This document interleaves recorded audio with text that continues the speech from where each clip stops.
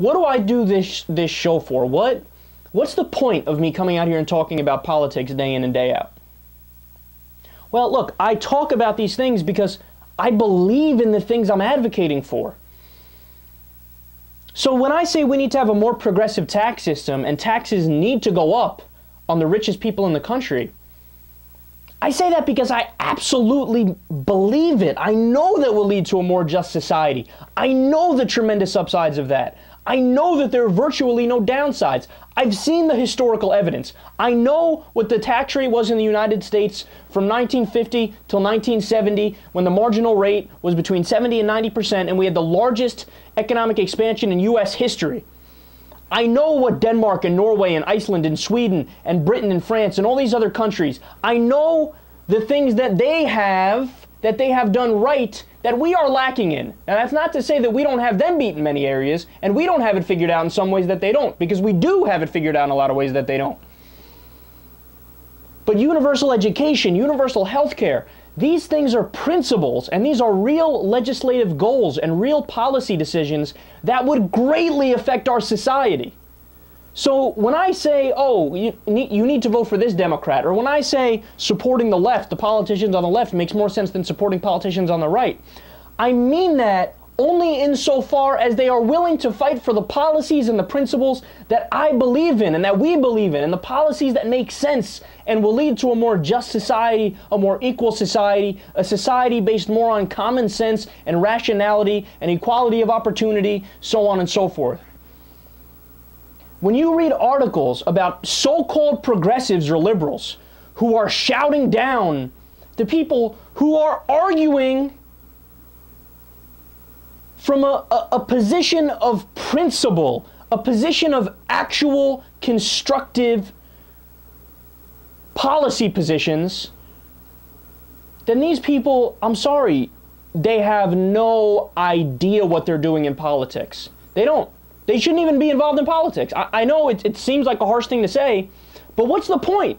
If you're just going to say, oh, it's like picking a sports team. I want this guy over this guy. What's the point of that? That's boring and that's primitive. There's no intellectual thought or reason that goes into that. You are just as guilty as the people on the right wing. You are just as idiotic as... Remember when George W. Bush, one of the biggest spenders in American history, tremendous debts, tremendous deficits, record debts and deficits. There were so few Republicans, you can count them on one hand, the number of Republicans that said, hey, wait a second. Now, I'm a conservative. Conservative, by definition, means I'm not in favor of running debts and deficits. I'm in favor of small government. George W. Bush has a tremendous government. The number of people that said, wait a second, I'm against Bush because he's not conservative, you could count on one hand. We're not there yet, but we are moving towards that position where all of a sudden you're ostracized and you're treated as a loony progressive. Stop complaining. Because you have principles and because you actually believe in what it means to be a Democrat. Being a Democrat doesn't just mean cheerleading for the people that have a D in front of their name as politicians. There's a lot more that goes into it. And Michael Tomasky, the moron, has no idea what that means, no idea what he's talking about, and I can't wait to read the article from Michael Tomasky and people like him in 2 months when we have to deal with, number one, the sequester, and number two, the debt ceiling, and the Republicans hold that up and say, well, Obama, we could, raise the debt ceiling, or we could make you cut Medicare and Social Security and the social safety net and cut spending from there, and then we'll raise the debt ceiling. When Obama buckles on that, and you see Michael Tomasky moves the goalposts even further, and all of a sudden now he said, what? No, Obama had to do it. You stop complaining, liberals, stop complaining. Obama had to cut social safety nets.